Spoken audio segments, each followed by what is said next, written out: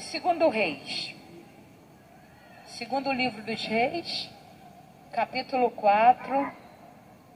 Vocês já ouviram muito, vários servos e servas de Deus passaram aqui, falaram com muita propriedade, mas eu creio no poder da palavra e eu sei que a palavra não pode ser exaurida. Por melhor que um pregador, pela melhor exegese que alguém tenha, alguém nunca vai poder exaurir todo o conteúdo que a palavra de Deus tem. Então o Espírito de Deus ainda tem algo a ministrar em nossos corações. Segundo Reis, capítulo 4, versículo 8, glória a Deus. Certo dia passou Eliseu por Sunem, onde se achava uma mulher rica, o qual o constrangeu a comer pão. E todas as vezes que passava por lá, entrava para comer. E ela disse ao marido: vejo que este que passa sempre por nós é santo homem de Deus. Façamos, pois, em cima um pequeno quarto, obra de pedreiro, e ponhamos nele uma cama, uma mesa, uma cadeira e um candeeiro. Quando ele vier à nossa casa, retirar-se-á para lá. Um dia, vindo ele ali, retirou-se para o quarto e se deitou, e então disse ao moço Geazi: chama a sunamita. Chamando a ele, ela se pôs diante do profeta. E este disse ao moço: dize-lhe, eis que tu tens nos tratado com muita abnegação. O que se há de fazer por ti? Haverá alguma coisa de que se fale a teu favor ao rei ou ao comandante de exército? Ela respondeu: habito no meio do meu povo. Então disse o profeta: o que se há de fazer por ela? Geazi respondeu: ora, ela não tem filho e o marido é velho. E disse Eliseu: chama-a. Chamando ele, ela se pôs à porta e disse o profeta: por este tempo, daqui a um ano, abraçarás um filho. Ela disse: não, meu senhor, não mintas a tua serva. Concebeu a mulher e deu à luz a um filho no tempo determinado. Quando fez 1 ano, segundo Eliseu lhe dissera, tendo crescido o menino, saiu certo dia a ter com um pai que estava com os segadores, e disse ao pai: ai, a minha cabeça.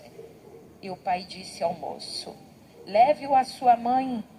Ele o tomou, o levou à sua mãe, sobre cujos joelhos ficou sentado até o meio-dia, e morreu.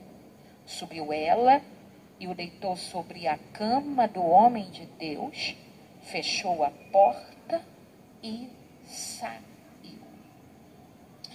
Que Deus nos abençoe através de sua santa e preciosa palavra, santa e poderosa palavra. É a nossa oração nesta tarde. Igreja, noiva santa do Cordeiro, nós fizemos menção de um texto que está no livro dos Reis, no segundo livro dos Reis. O primeiro e o segundo livro dos Reis, a princípio, eram um único livro. A divisão foi feita para melhor compreensão dos leitores. O livro dos Reis, ele foi escrito para narrar a historicidade dos reis de Israel, ou do reino dividido, reino do sul e reino do norte.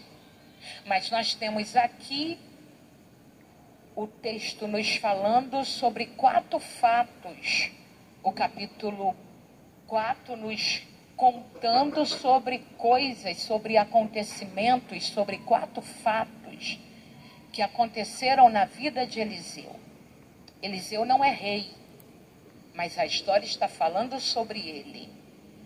E a história também não fala só sobre Eliseu. O livro dos Reis, que foi escrito para falar de reis, fala também sobre Elias. E fala muito, fala bastante. Fala mais sobre Elias do que sobre alguns reis. Fala mais sobre Eliseu do que sobre alguns reis. O livro é para falar de quem tem coroa. Mas se quem tem coroa não respeita a unção, Deus vai falar de quem tem óleo na vida. Deus vai falar de quem tem graça na vida. Deus vai falar de quem tem unção na cabeça. O livro é para falar de quem tem cetro, o livro é para falar de quem tem coroa, o livro é para falar de quem tem trono. Mas ninguém barra.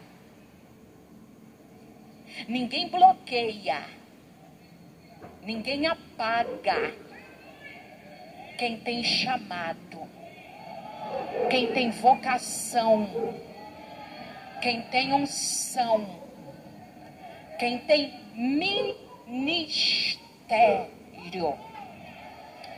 E ministério não é dado por homens. Ministério é reconhecido por homens. Ministério é dado por Deus. Tem gente que não aparece no folder, mas tem ministério. Tem gente que não senta no primeiro banco, mas tem chamado. Aleluia. Oh, glória. Eliseu era um desses. Eliseu tem unção.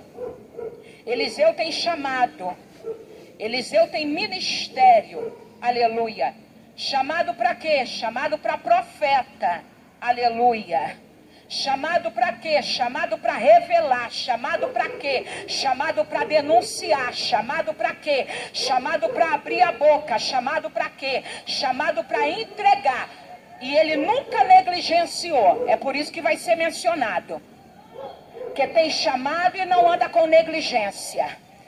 Porque tem chamado e não anda com duas conversas. Porque tem chamado e não anda sendo uma coisa aqui e outra coisa lá.